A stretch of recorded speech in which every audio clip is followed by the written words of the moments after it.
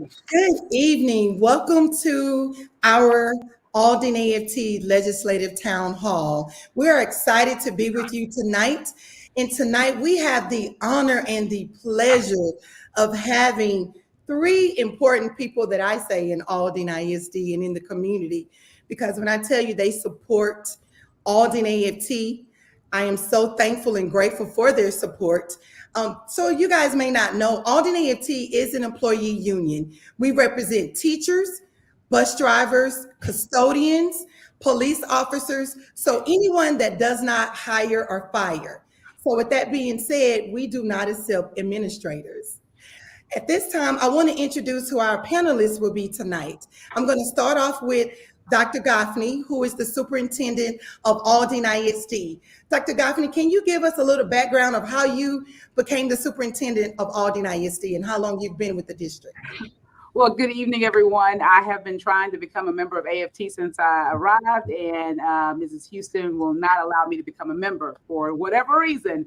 But I recognize that with the responsibility of leading our district, that Aldine AFT members are all Aldine employees, and so I certainly count it a blessing to be with you all tonight, and hopefully, I'm really excited to be joined by my two colleagues here. It's crazy. Can y'all believe it? I was named superintendent in 2018, and it's already beginning my 5th year. I'm really excited about the work and excited about the progress and excited about what's to come. I'm thrilled that I get to do the work in Aldine. I recognize that excellence doesn't happen by chance. It happens with hard work, and it happens because of people like you who choose to work and serve in Aldine. I don't know if you realize this, Ms. Houston, but I know you know numbers, but we have over 9,200 employees. And of those 9,200 employees who work from driving the bus to working in the cafeteria to working in our classrooms to administrators, you name it, 4,200 of them are classroom teachers. And so I recognize that if we can unify and we can make sure that our legislators know things that are important to Aldine, as has happened in past legislative sessions, and we can make a real difference and bring the resources here so that we can make a difference in our classroom. So honored to be here tonight. So thank you for having me. Thank you. Representative Wally, thank you. We have State Representative Armando Wally. I'm going to give him the opportunity to introduce himself and give us a background on how you became the state rep and how many years you've been in the term. Well, first, let me thank you, Ms. Houston, for allowing me the opportunity to address your membership, but let alone your membership, but the whole staff, district-wide. I'm a proud product of the Aldine Independent School District. I attended Mendel Elementary, Hamburg Middle School, and also graduated from Big Mac, MacArthur High School. And it's something that I'm very proud. I always, as Dr. Goffney mentions, working hard, working as a team. I learned those traits, playing football, running track at MacArthur High School. And it's something that I've always admired about the school district is I would not be in the position that I've reached without the help and support of people like Ms. Avalos, who's your school board trustee. She was my principal at MacArthur. Folks like Connie Esparza, who is one of my neighbors and a big supporter, one of your trustees. Just the working relationship I have with each and every member of the board. Randy, I've known Randy when he was on Randy Bates when he was over at Lone Star College. So I have a intimate knowledge of the school district, but a proud product. And then to answer your question directly, when I matriculated into University of Houston. And I got an internship as in state senator at the time, state senator, now county commissioner Rodney Ellis's Texas legislative internship program. And so it allowed folks that look like us on this call an opportunity to be involved in government. And so I was placed at the time, council member Carol Mims Gallery in District B, which my colleague Jarvis, Representative Johnson, knows very well in his previous capacity. And I know that community well, and I got to, answer phones. And if y'all remember what a fax machine was, fax public works when the constituents would call from Acres Homes, from Trinity Gardens, Homestead, Scenic Woods, Cashmere Gardens, Clinton Park, Fifth Ward, all these North Side, all these communities that I got to learn about, that I kind of knew because I grew up out here, but didn't really know about how the Black church was important. When I worked with Councilmember Galloway, she would send me the churches every Sunday. And it just, I just caught the public service bug. And when I finished my internship, I worked for, and I'm a truncate this, but I worked for about a year with Congresswoman Sheila Jackson Lee. And then I worked for another 7 or 8 years with Congressman Gene Green. And then I decided to run for the legislature back in 2008 and been there for 8 terms. And so now I get to, Representative Johnson, I have privilege in the past. We'll see what committee assignments when they come out. But in the past, we've been able to serve together on the Appropriations Committee that, brings hope resources to our respective communities, because we both share Aldine, but let alone sharing it, we actually share a border. So we're in lockstep representing Aldine ISD, and we're proud to. I know we're both proud to represent the school district. So that's the quick answer. But dang, that was quick. Yeah. I'm gonna show you quick, man. Let me show you quick. Thank you, Representative Wiley, for sharing your story. Next, our last but not least representative panelist, Representative Jarvis Johnson. Can you please give us a little about yourself and your journey to where you are now? Absolutely. Let me thank you, Ms. Houston, for the phenomenal work that you're doing as the president of this fine organization. And I know Dr. Gopney has been trying to get on that, be a part of this union for a while, but she just can't break it, right? Can't break through. But to my colleague, Representative Wiley, man, I've watched Representative Wiley throughout the years. I certainly appreciate and got to applaud the work that he does, and being a strong advocate and a fighter, especially on appropriations. Been doing phenomenal work. I remember when Wiley was, you don't mind me calling you Wiley. I remember I owned Lee's restaurant, and he used to come over to the restaurant and sit and eat while he was studying for the bar. So that is a true story. It's always good. So I'd serve him pancakes, and then he'd sit there and he'd eat and do his work. And so I feel a little responsible to the success of my brother. But it's certainly a pleasure to be able to represent District 139. I'm a lifelong resident of District 139. Grew up in the Fofo. Just enjoyed our proximity, enjoyed our culture, our history, and that's certainly why I've never left, never could leave. Lived in the same neighborhood, and I think I'm up to my 5th house. I just will not leave. Every time I need to move, I move right next door, because I think Acres Homes is the creme de la creme of all it is. And so I cut my bones when I was a kid.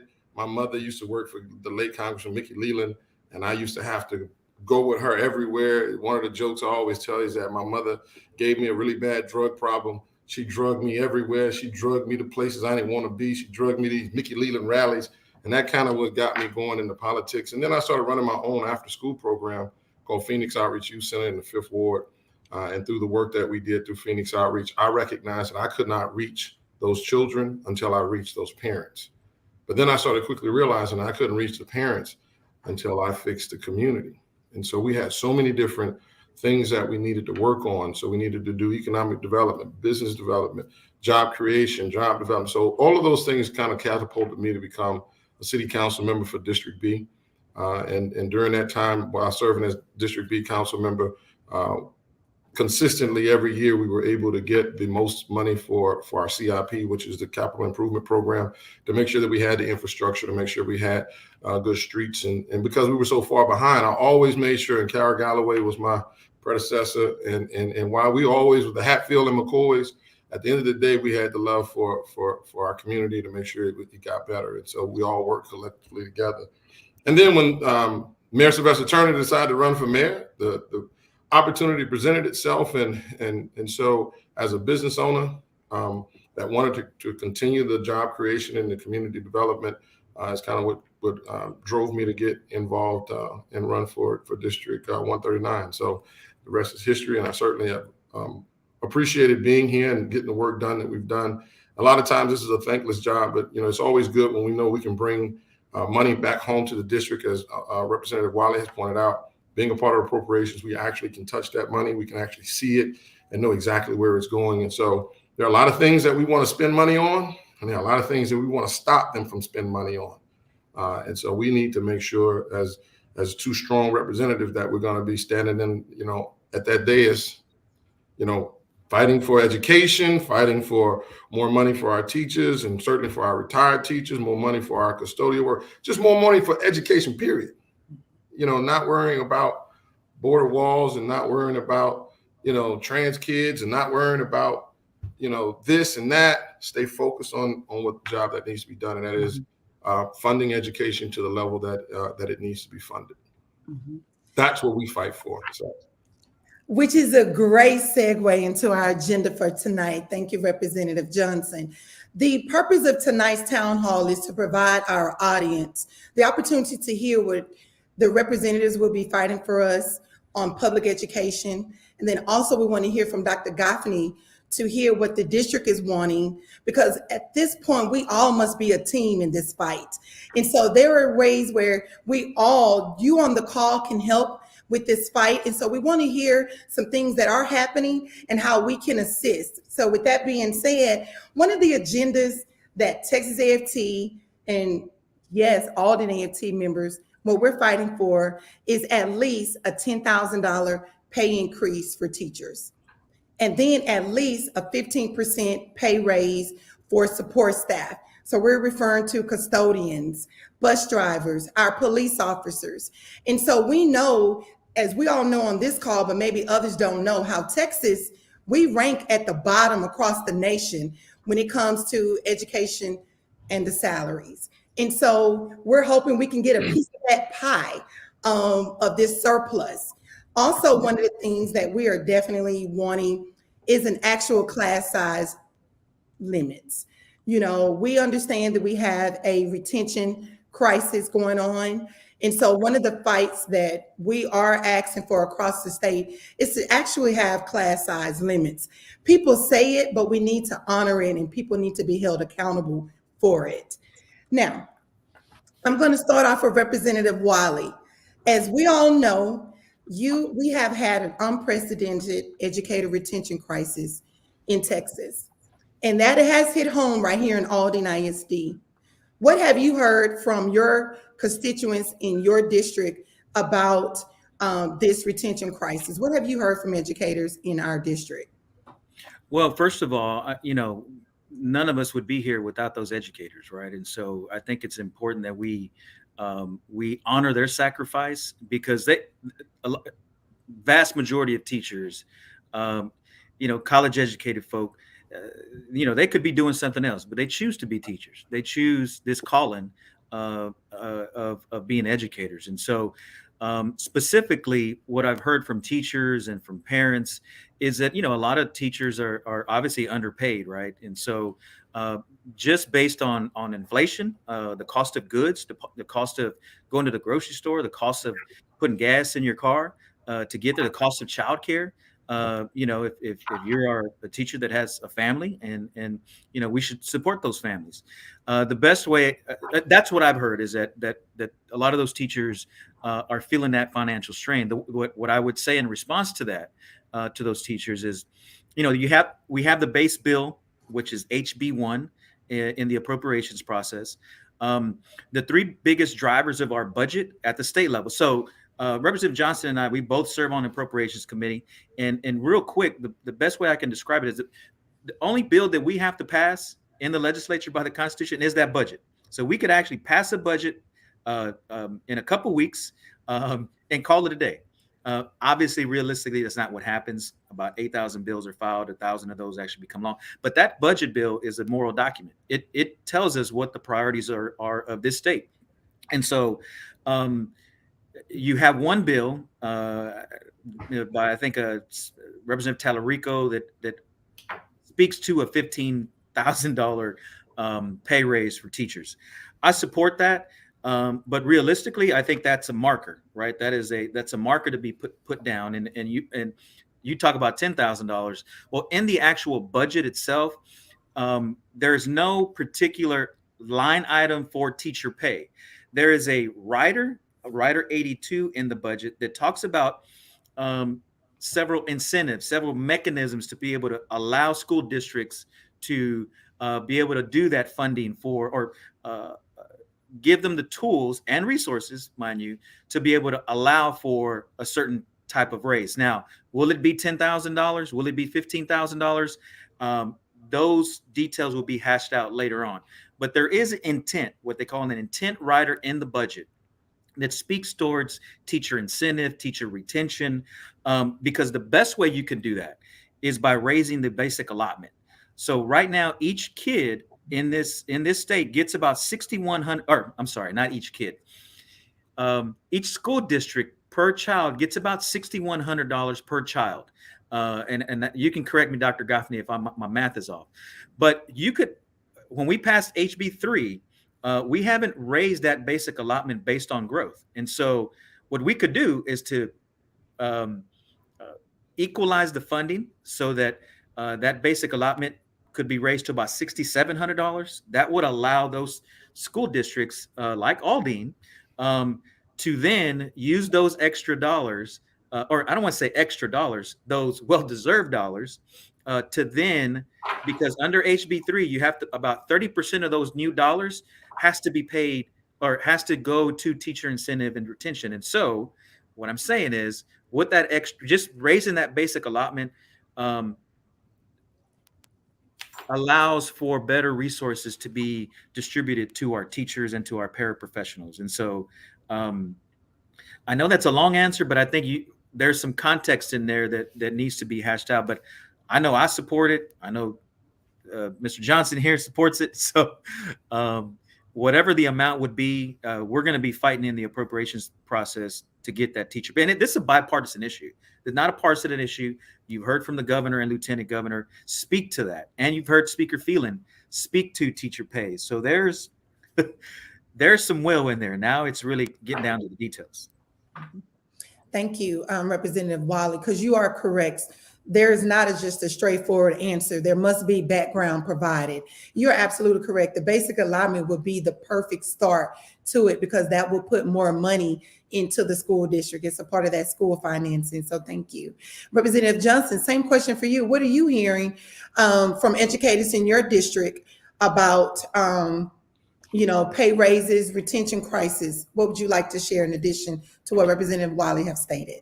Well, I don't think it's obviously we have a retention crisis, but I think it all boils down to being a teacher used to be a job of choice. It's like, this is where you wanted to go. You grew up saying, I want to be a teacher. You grew up saying that. Now the teaching profession is kind of like, it's a last ditch effort. Like, I went to school, I got a degree. Now I think that's not what we want. And the reason why it has gotten to that point is because we have placed so many regulations and so many things onto teachers that have taken away their ability to be creative, their ability to be thoughtful, their ability to actually educate, their ability to actually have dialogue. And right now it's all about this and don't move across the line. And so we've placed, through some of our colleagues and the legislation that they placed punitive measures on teachers. Why would we ever, aside from any type of harassment or sexual harassment by a teacher, there's nothing that we should be putting in place that would be punitive to a teacher actually doing her job to educate children. But we have literally placed punitive measures in place that in the event that a teacher accidentally brings up current events, something that just happened with Tyree Nichols, or something that happened with George. If a teacher brings it up and makes a kid that feels uncomfortable, that kid goes home and tells the parent, no, boom. And then here, Dr. Goffney got to go deal with it. Like, Lord Jesus, I'm just trying to educate children. So I think this is all boiled down to, yes, it's money. Yes, it's money. But nobody got into the teaching profession to be rich. Nobody. You knew what it was when you came into it, but you did it because you loved it, and it's unfortunate that while we're here, my stepmother was a teacher. She worked in Aldine. She taught in Aldine for many, many, many years. And I think one of the things that hurt me more than anything, that when my father passed last year, she talked about having to go back to work because the pension wasn't as solid as it needed to be, because there was a loss of income, but there was no, what was she to do? And I think that hurt me more than anything. And when you continue to have messages like that, when they continue, when other prospective people want to come into the profession and they hear stories like that, they're running from the profession. Why would anybody want to get into a job that doesn't pay you anything unless you're a legislator and get paid $7,200 a year? But at the end of the day, we got into this because we loved it. We knew what we were getting paid. And that's the thing that I think we have to change. And so we do have to hold everyone accountable, because this is your livelihood. And I think the only way you make this job attractive again is that we take away much of the regulations. We take away our teachers' ability to be able just to simply do their job. And yes, we have $38 billion. You can play with the numbers in there, between 33, 38 billion in surplus. Now, if we're serious as a state, then let's be serious as a state. Let's not throw away money. And by doing some frivolous, we're going to give everybody property tax relief, which is going to be the equivalent of about $100 and some odd for the year. We're going to waste billions of dollars doing that when we have, the lowest paid profession in the state, where we're constantly still giving corporations tax breaks, when we're constantly giving away millions upon millions of dollars to corporations, and that's not trickling down. That money that we're saving them goes to the CEO and the shareholders. It doesn't trickle down to the communities where it's supposed to. And this is what our problem lies in. So instead of doing those things, we have to, $33 billion is a really good opportunity for us to bring teachers' pay to where they need to be. It's really important that they get to a point where they can have their pensions are shored up. A really good opportunity to make sure that everybody in the education profession, again, goes to custodial workers, bus drivers, because we do know how important these individuals are. That they are a part of an overall system that we have to embrace. Because I don't want just to start paying teachers $100,000. I ain't gonna knock it. If you can make it, and then we're only paying custodians $7.25 an hour. Your school is not going to be run, because now those teachers making that $100,000 are going to have to be sweeping floor. I know they do it now. I don't want to hear all that. I know y'all going to tell me we sweep floors now. But I think across the board, but we have the money, and I encourage everybody upon this call to, it's not me, it's not Representative Wiley, it's not many of my colleagues, but it absolutely is your governor, it's your lieutenant governor, it's your senators that you have to call and hold them accountable. Don't let them just tell you we're working on it. Okay, you got 33 billion. We need to be first, not behind everybody else. Agreed, State Representative Johnson. Thank you so much.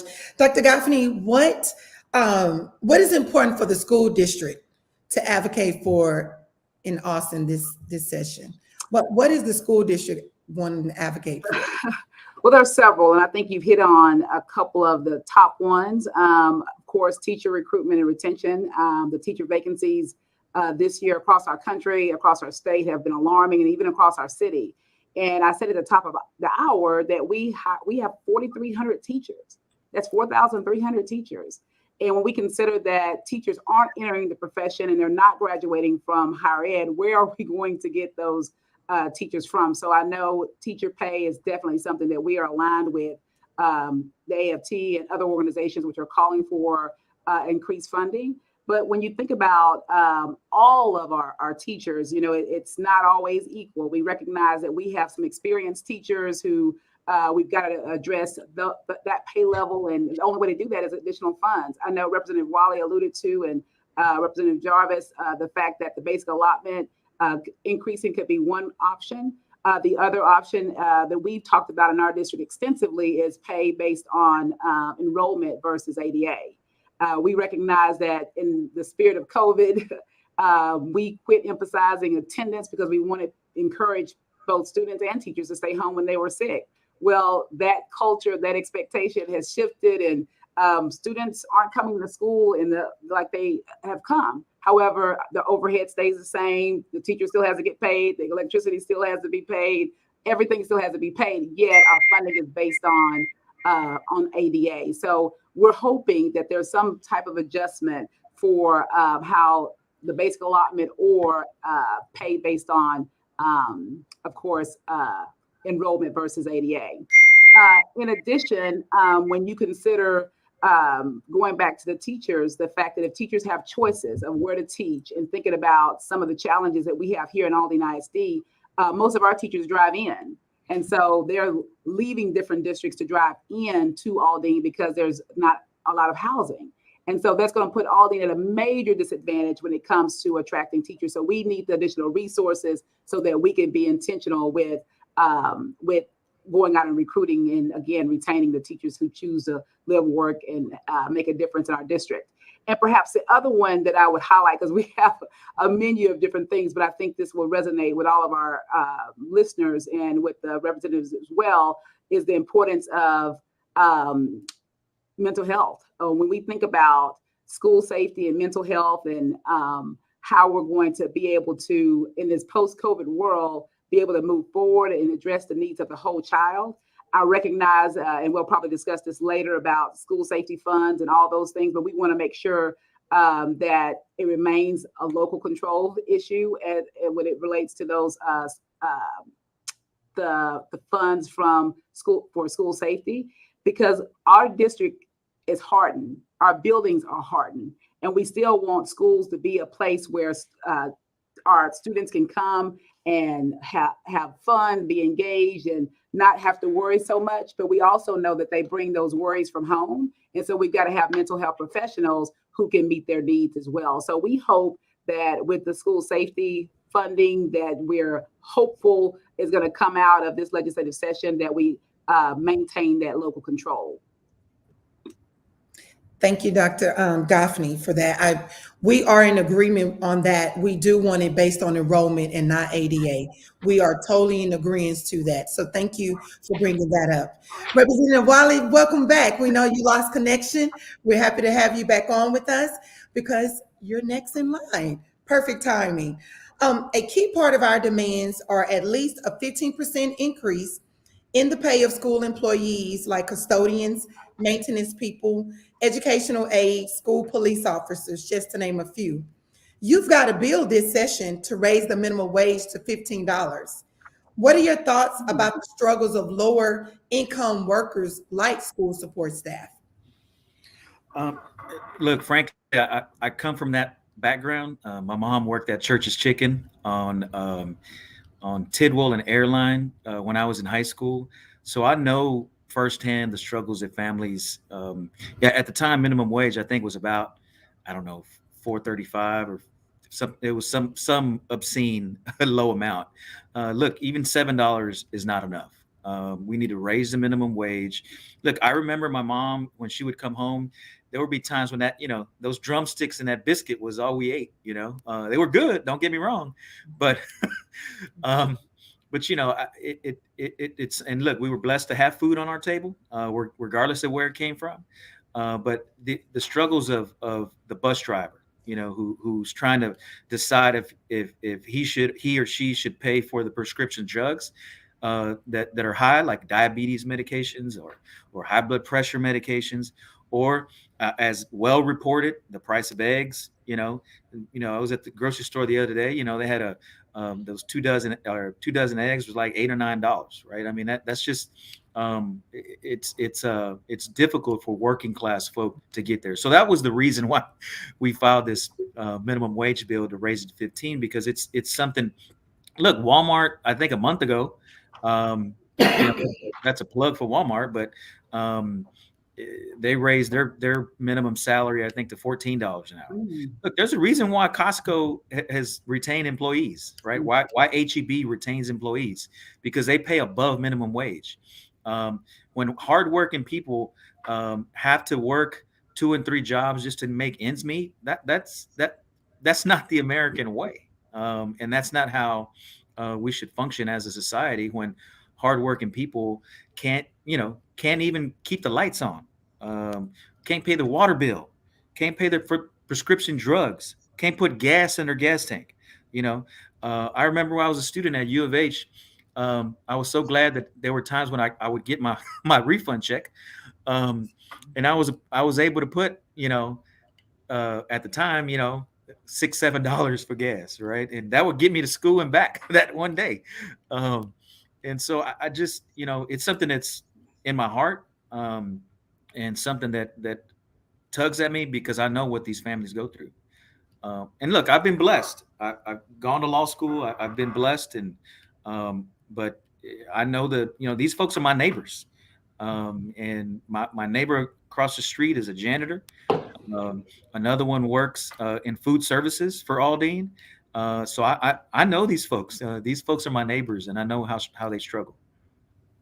Thank you. And we definitely want to know at the end how we can support, us getting that bill passed for $15 minimum wage, because that is important. Because my story is my mom was a teacher's aide, a special ed aide. So I watched my mom work 2 or 3 jobs. At one point, my mom worked in the cafeteria. And so all we ate was the grilled cheese sandwiches and the soup that they were able to bring home at the time, whatever they had left over. And that chocolate milk too. Yes. So I totally understand. And, that's why that subgroup is so important. And I always tell people it's not just educators, but it's support staff as well. Correct. So thank you for that. Representative Johnson, the next question is for you. One topic that has come up already in this session is Governor Abbott is pushing for school choice, which in his mind means more money for charter schools and school vouchers. Right here in Aldine ISD, we know from TEA data from 2019 to 2022 that losing 5 to 7% enrollment student per year to charter schools has meant $119 million in less revenue given to Aldine ISD. Mm-hmm. What are your thoughts about how so-called school choice affects our schools in Aldine ISD? You already got school choice. Number one, let's get this straight. The children can go to school anywhere, because I used to go to that SR22. What they call that thing when you had to go you can transfer from school to school? Not the SR22, but one of those. That's insurance. Yeah, but it was a form that your parents had to fill out if you wanted to transfer between schools and obviously within the district. But when we talk about what school choice really is about, it's obviously it's a slap in the face to public education. It's a slap in the face to teachers. I think it's a slap in the face to all taxpayers, because what you're literally telling teachers are, you have done a horrible job. We don't like what you did. And so what we're going to do is that we're going to take the money that would normally follow this kid, and it's $6,100, and we're going to go ahead and let them take it to a private school. Oh, but wait a minute. Private school don't cost $6,100. So wait a minute, where are they going to get the extra money from? Oh, so these are parents who are well-to-do and they can afford the additional $18,000, $20,000 that they need to pay for the remainder of the school, because $6,100 is not going to be enough to educate a child in a private school. So what we're seeing is, and I think is going to be, if in fact this is successful, the downfall of public education, because not everybody can go to private school. It's not enough private schools. So how are you going to do that? You can't go to private school. So you're going to take a footprint of 300 students, 400 students, 500 students, and now give all the parents vouchers and say, okay, now you can go to school wherever you want, go to private school, go wherever you want. So that means the school district fails. So out there in rural Texas, where the school district oftentimes is the largest employer, you're watching the downfall of your entire workforce and work base. You're literally going to lose it, because Governor Abbott and his cronies literally are just simply speaking to the base and trying to say, oh, well, we're going to just, because parents deserve to have quality education. Yeah, they do. And what's wrong with it? So what are you saying about all the teachers that live out there in rural Texas? What are you saying about all the teachers here in Houston and Texas? All of them are working their fingers to the bone. You're handcuffing them with your indoctrination of how you want them educated. You're handcuffing teachers. You're handcuffing superintendents. You're handcuffing cities. and you're all playing to a base that doesn't even understand education and simply were the product and the beneficiary of public education. And now all of a sudden that they have made it out, and now they've decided, oh, well, I don't want my tax dollars going to educate somebody else's kid when tax dollars educated you. So how quickly people forget. So I think vouchers are going to be extremely, extremely detrimental to public education, period. I think it's going to be harmful to teachers. And I think we have to be very mindful of this, that this is not going to just hurt Houston, Texas, Harris County, the districts that are within these democratically run cities. It's not going to just affect them. You're talking about you're going to corrupt the entire system, because you're literally taking out students and allowing parents to go and, they're going to take their money and go into private school, but not everybody's going to be able to go to private school. So what do you have left? So I'm going to fight with everything that I have, because I don't think school vouchers are the way to go. I don't think that is important. It's certainly not. But I also believe it's going to be extremely, extremely dangerous. Thank you for that, because we definitely feel that way as well about school vouchers. Superintendent Goffney, let us know your perspective as an administration leader on the threat of school vouchers to public schools. How would expanded access to charter schools and school vouchers impact Aldine ISD? Wow, the number that you shared earlier about the impact of charter schools already on our district is astounding. And then when you consider the consideration of vouchers and further expansion of charter schools and the impact on our district, first, I think it has to be stated that charter and private schools are not publicly accountable for performance or finances. They're not. Public schools are governed by publicly elected trustees, and many of them are engaged in this conversation tonight. They're engaged in this experience. And so charter and private schools, they don't have publicly elected trustees who are accountable to the public. They don't have the same accountability measures. And so it's not an equal or an even playing field. Secondly, thinking about vouchers. Vouchers in a time when we need all the funding that we can to overcome the impact of COVID and to continue to move our state forward as it relates to public education, that's going to remove needed dollars from public schools. When you think about the fact that in Texas, it's estimated that over 300,000 students attend private schools. Those are students that Texas is currently not paying to educate. So when you add those in, then that's going to take public dollars to address a private issue. And so I just believe it's going to set us back in public education tremendously. And third and final, I recognize that our districts across the state have to be accountable for performance. And we're working really hard. We have increased our number of A and B schools, and we are really excited about the choice that already exists. I thought Representative Jarvis was going to say this, but he went a different direction, which is also true. We have choice. Parents have choice. And in Aldine, we have choice, and we want to be the best choice for the students that we serve. We have magnet schools. We have choice schools. We have career and technical schools. You think about Rose Avalos P-Tech, Lansing CTE, both are rated A or B. We are opening up choice, whether it's a Newcomers Academy, Young Women's Leadership, Impact Leadership Academy, all rated A or B. When you think about all of the different options from Victory Early College, you name it, we have great choices in our district, and we're working really hard to make sure that every single school is a good choice. And so I think it's going to be daunting for a district like Aldine and districts in general once that gate is open to allow vouchers in. And I hope that our districts across the state realize it. I recognize that it's not just an inner city problem. I worked as a superintendent in my previous district, and charter was able to come in and get the cream of the crop, and it's been an uphill battle ever since. So it has a great impact on removing needed dollars from the schools that need it the most during a time when we need it the most. Thank you. Agreed. The issue is charter schools and private schools are not held at the same accountability as public schools. therefore keep our funding in our schools. Representative Wiley, what I love, I follow you on your social media. You are a parent of children in public schools. What do you think about the state's investment in the classroom? Do you support a raise for educators and support staff? And how would you structure it to be most effective in keeping our educators and support staff in our public schools in Aldine ISD? So I would, the way I would answer that is yes.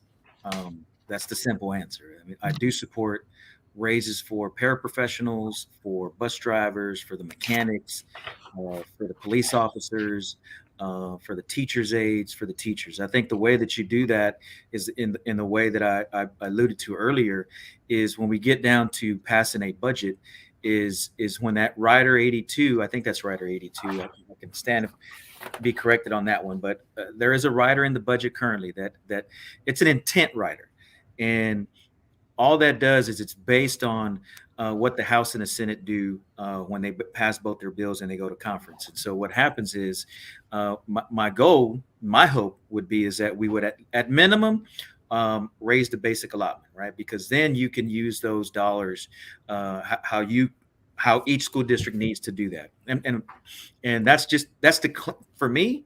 And I think everybody and Dr. Goffney, all our advocates and you guys at AFT, that's the cleanest way to do it.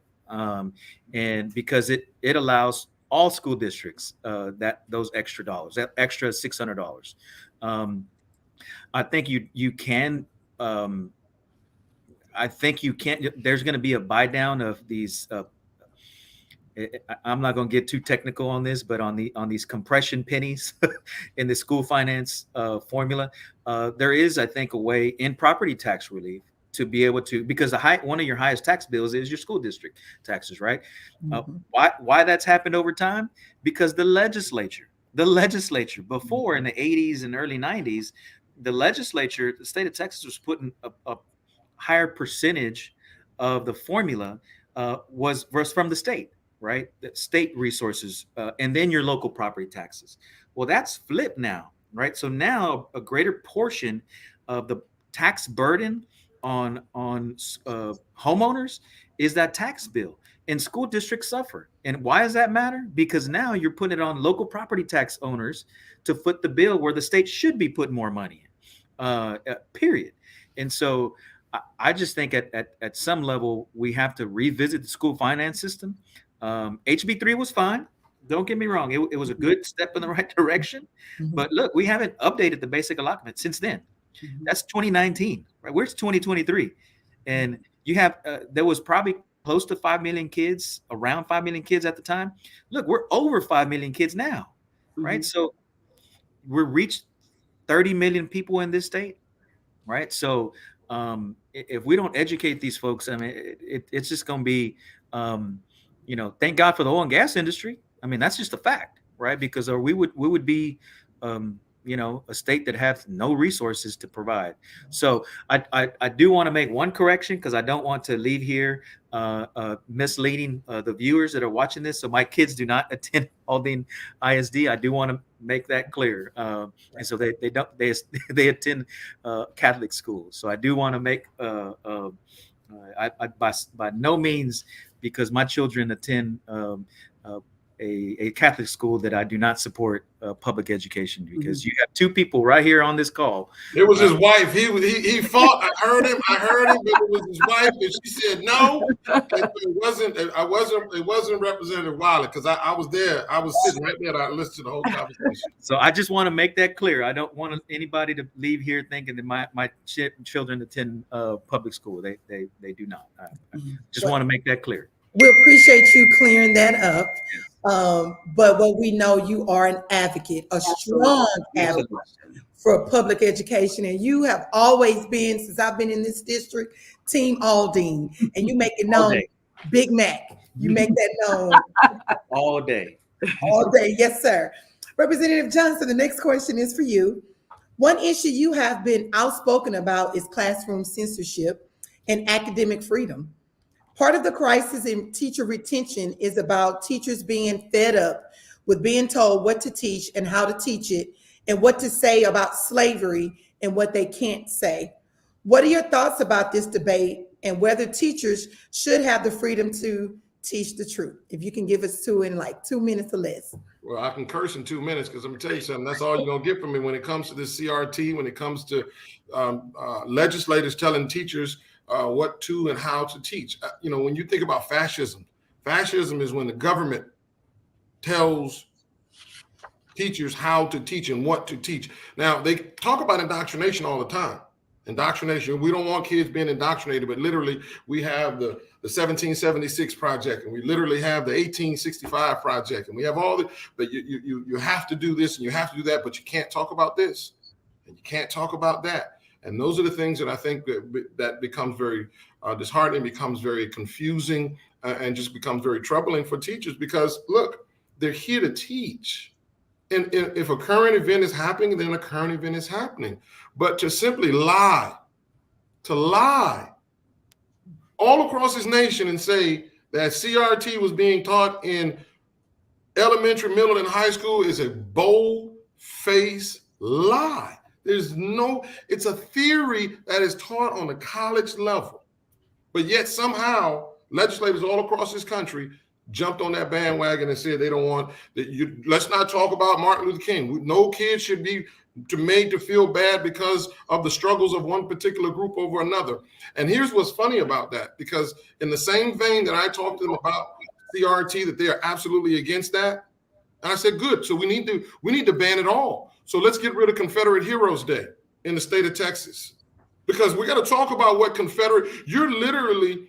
That's CRT, because the same way, you were talking about certain groups of kids feeling bad because, when they talk about certain issues that everybody looks at them and points the finger. But every time I look at Robert E. Lee or Jeff Davis, or I look at these statues and we have Confederate Heroes Day, how do you think that makes me feel as a parent? And then as a child, when I was growing up, that holiday was still around. Those are the things that. So in the same vein, but they said, oh, no, that's different. It's not different. And so that's the problem when it comes to our teachers. And so absolutely, unfortunately, I hate the fact that, the ignorance of certain legislators got to this point where they could push these lies. And I think this is where we are. And unfortunately, it's confusing. The education system is confusing superintendents and the teachers. That's when the teachers just throwing up their hands. But we have to allow the freedom to think and allow the freedom to have free thought, because if we allow only one thought, then that means that we will have a fascist dictating government, because there's only one mindset. So we're only going to think. So where does your creativity come from? Where does the new ideas come from if you only want to teach one way and one thing? Listen. America has a horrible history. We know that. Move on. Acknowledge it. Move on. But don't lie about it, because now you're sitting here looking at me and lying to me in my face, and that's where we lie, and that's the problem. That's why teachers are having a struggle, and that's why I'm saying. And Dr. Goffin, thank you for hanging in there. I've seen so many superintendents be like, nope, not doing it no more. But I thank you, because even in this climate that you guys are doing a phenomenal job, because you're having to do more with less. You're having to try to maneuver through the minutia. I'm being very serious, and when I tell you I appreciate the work that teachers are having to do and superintendents are having to deal with, because I know you as a superintendent got to deal with more than just the education part. You got to deal with everything. Mm-hmm. So let's keep up the good work. But at the end of the day, Candace. Yeah, CRT, along with everything else that we talked about, is very dangerous and hurtful to the education system. Okay. We'll appreciate that. Because as an African-American woman, you are correct. It is important that all stories are told and the truth. We want the truth to be told, the good, the bad, and the ugly. Tell me some good things about me, because every time you don't want to talk about my history, because I got a great history. We got a great history. Talk about all the inventors, but you just want to talk about slavery. And now that I'm challenging you on, can you tell me some great things about the great people that have come before me?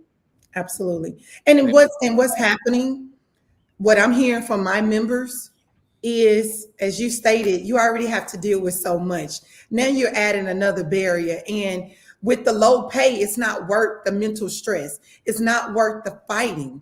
And so that's kind of what we're going to get to a little bit later, because one of the questions is about the social and emotional, because that is what's definitely a key piece right now as well, which is why we're losing people in this profession.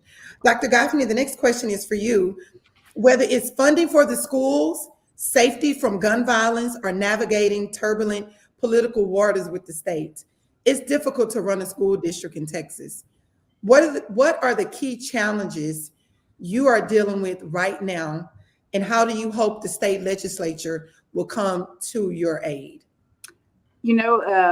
Candace, I think we only have about 9 more minutes, Mhm. but I think we've hit it and talked around it throughout this entire conversation. Perhaps what keeps me awake at night is making sure that we have the best educators. And perhaps I'll focus on teachers, but there is an absence of talent at every area in which to draw from and to hire in our district. And it greatly concerns me. When you think about, we can have the resources, we can have the rigorous instructional materials, we can have everything in place, but if we don't have the teacher in the classroom who can connect and make a difference for the child that comes through the door, then we're not going to see the impact that we need. And so if you had to ask, like, what's keeping me awake at night, it's the fact that I recognize and know that teachers matter. And all educators, but specifically teachers for right now, are all just at the top of my mind and heart as we're moving forward. I know that our legislators share the concern about the teaching profession, and I'm hopeful that we'll be able to move forward and have it where people want to go to college and become an educator. I'm really excited. My daughter is a freshman, and she wants to be an educator and an elementary school teacher, so we're really proud of her for that. Thank you. I'm excited I agree with you. I don't know why the profession of education has become a third, fourth option. Mm-hmm. And so I've heard principals come to me and say, it is hard to find the best educator because the passion is not there. Some people are just going to work for a paycheck, mm-hmm. and some things you just can't teach. And so we want to bring the passion back because it is such a wonderful profession. I agree with Representative Johnson stated, being an educator 17 years myself, I knew I wasn't going to come rich in this field, but I knew I wanted to make an impact. And so, not only do we want the best teachers, but we want to make sure that the teachers are feeling supported by their administrators and the district and their legislators. So we also, that's why the thing respect us, because respect is all the way around from everyone in the school district. And so I just appreciate all of you for being on the call and being candid with your answers. We do want to ask one of the questions that was pre-submitted, and all of you can answer or one of you can chime in. But it says, of course, we've already touched on this about the high staff turnover due to the effects of the pandemic, but it's also because of stress and burnout. What is everyone doing to address the social emotional health of students and staff? Because a lot of people leaving is also, they're calling me crying. They are feeling stressed out. It's the mental health piece. What is Aldine, or what are you guys doing to address this mental health of students and staff? When the pandemic hit, one of the things that I did was pull together a group, and because I realized as a kid growing up, I was a boy, and as a boy, I was always told, you can't show that. You can't show pain. You can't show cries. You can't show tears. You can't show weakness. Little girl hurt your feelings when you were in the 7th grade, because I fell in love every month in the 7th grade. And so, and every time I got my heart broke, but I couldn't talk to nobody about it. So what did that do to me as a man trying to be in a relationship? So those things are very important. And so what we did was I started working with different organizations, because we started working with the Black psychologist group to make sure that we were having at least ongoing conversations that they can come to the Acres Home Chamber of Commerce, where my office was, and set up and have meetings to at least for those boys, just to simply have conversation, to talk. Because one of the things that boys don't do is that boys don't talk. We hide, we hold, we mask, and then we explode.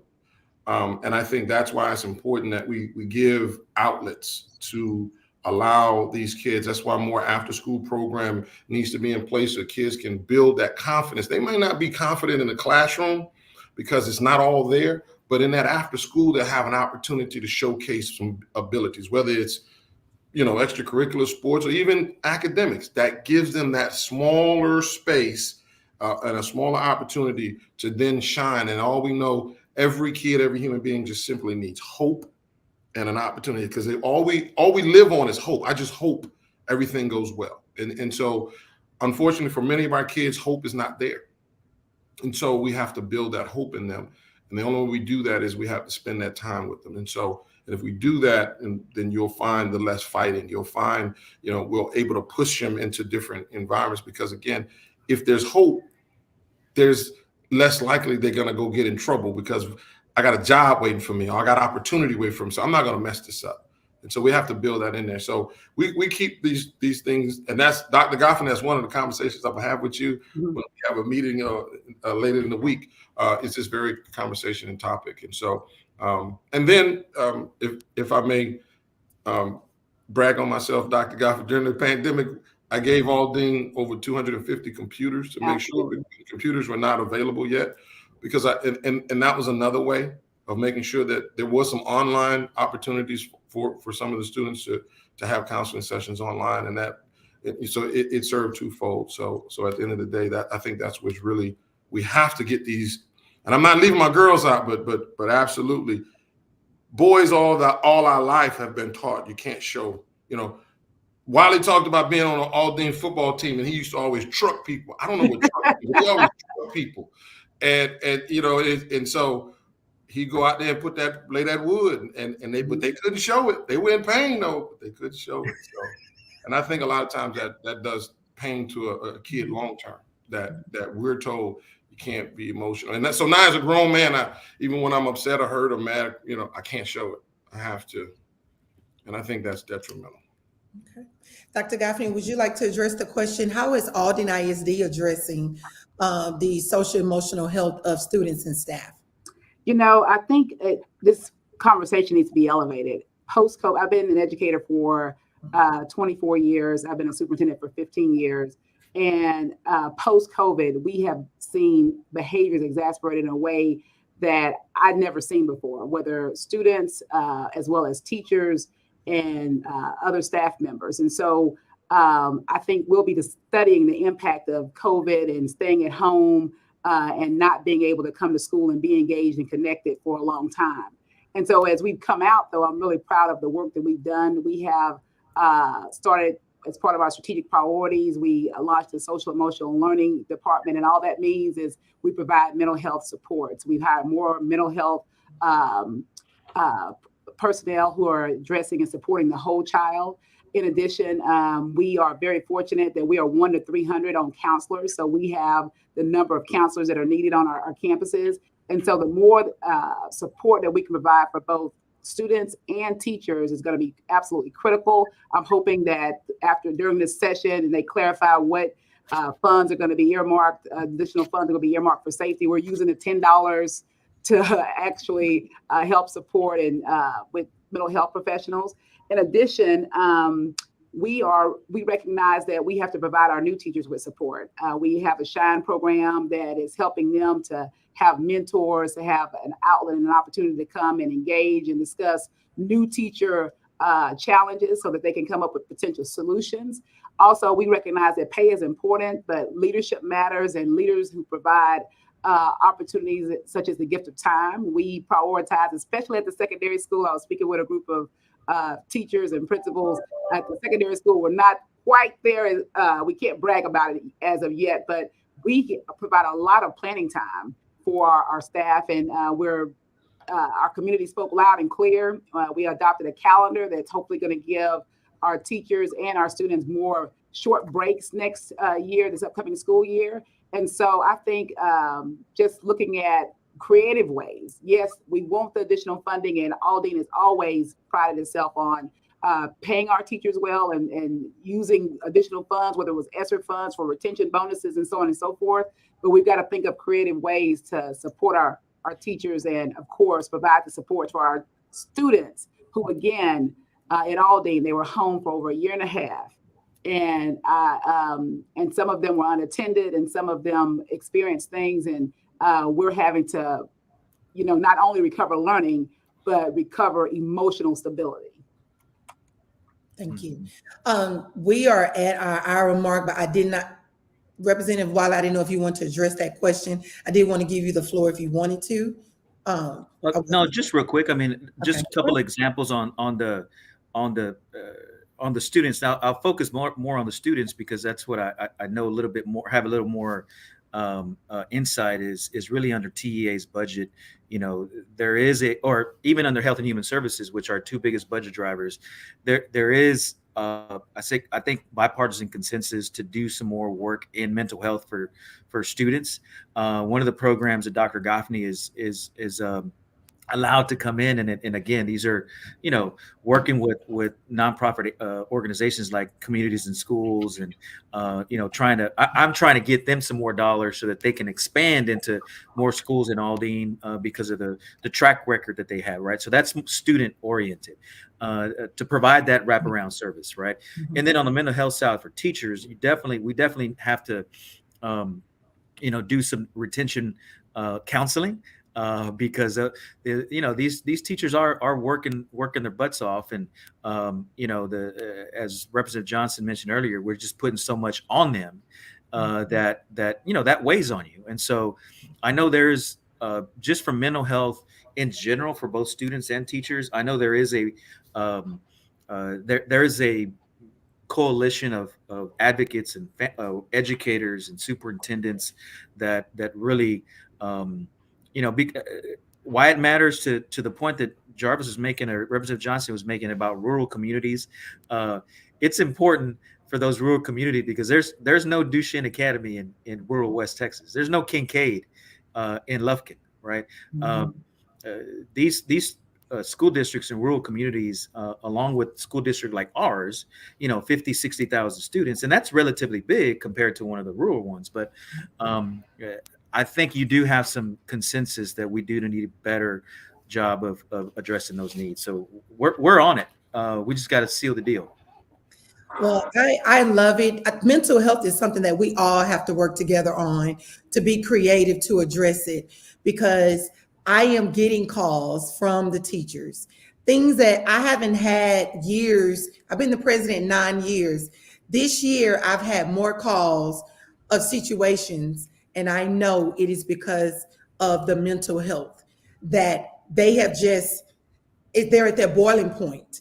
And I am trying to figure out what can I do to bring some relief. And so that's, to me, where it takes a team effort for us to come up with something to help, because we don't want things to continue to happen in our classrooms to students and to teachers, because it's happening.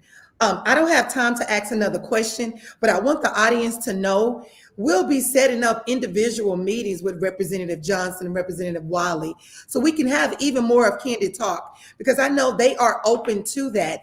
Because one of the questions, I'm going to put it out there, we're not about to answer. We can answer on the individual, but it comes up all the time when I talk to people. This is the question. What can we do about reforming? Well, it's actually two. What can we do about reforming reading academies and lightening the workload on teachers? And then the other question, and let me just say this, Aldine ISD was one of the first school districts in the state that gave the stipend. We fought it the first year, and Aldine ISD gave our teachers the stipend. Yeah. When other districts did not. I was hearing my counterparts. I'm like, no, we got it over here in Aldine. So I must give Aldine kudos for giving the stipend, because I spoke before the board and I said, listen, they putting in a lot of hours like a coach. They need to get a stipend like a coach. No, we had a town hall, remember? And I brought a team to the town hall. Yep. Because, and after we paid them, The feedback that we got, though, from our teachers was the benefit of the reading academies. They felt like the information was good and it's going to help them be a better teacher, but the time commitment was, our teachers who just wanted to be respected and they wanted to pay for their time. And so we were able to do that, and I'm thankful for it. And I appreciate your leadership and making sure when I have good information, I can make good decisions. And you did a great job of bringing that to us, and our team was able to respond, and the board was actually committed as well. And quickly, y'all responded quickly. And I appreciate that. But I know other school districts across the state does not. But I must give that plug because people don't know that. And lastly, it says, what about the teacher incentive allotment? Mm-hmm. Is it effective in retaining teachers and enticing them to stay?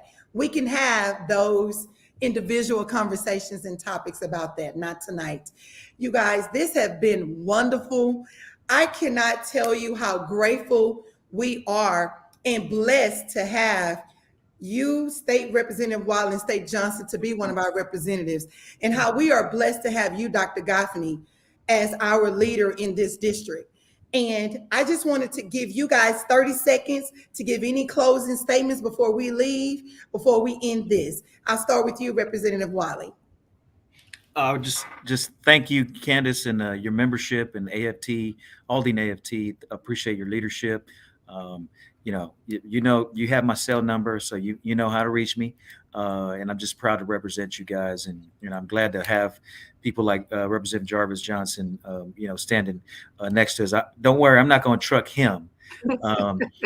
I'll truck those folks that try to come after our school district. So thank you. It was a pleasure to be on with my colleague, my friend Jarvis, and we've been friends for a long time. And so I appreciate, going toe to toe, not against him, but with him, right next to him. And so thank you, Dr. Goffney, as well. I have a lot of admiration for you and your family and what you do, and as you represent this school district.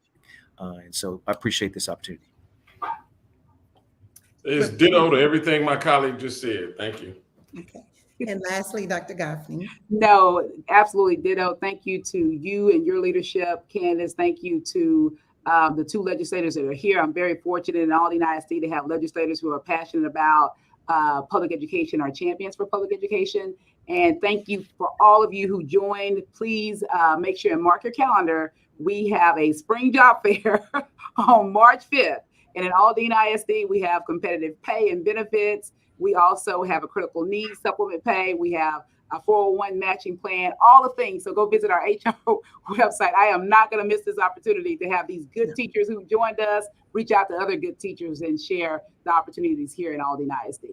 Absolutely. And I'm going to end with, when you come, join Aldine AFT. They have been dropping the link and joining our union. And lastly, we are having a Safe Schools Act workshop tomorrow night online from 5:30 to 6:30. That is a law. So if you are unfamiliar about the Safe School Act law, please join us. It's from 5:30 to 6:30 tomorrow night. I want to thank all of you who have joined us tonight. Please, if you want more information about joining the union, they have just put in the chat. You can go to our website. You can call our office number, 281-847-3050. I can tell you that members, we will be calling on you and asking you to come out to help us in this advocacy fight in this legislature to get increased pay and better working conditions. You all have a wonderful, blessed night, and we hope to see you all again tomorrow night. You guys be blessed.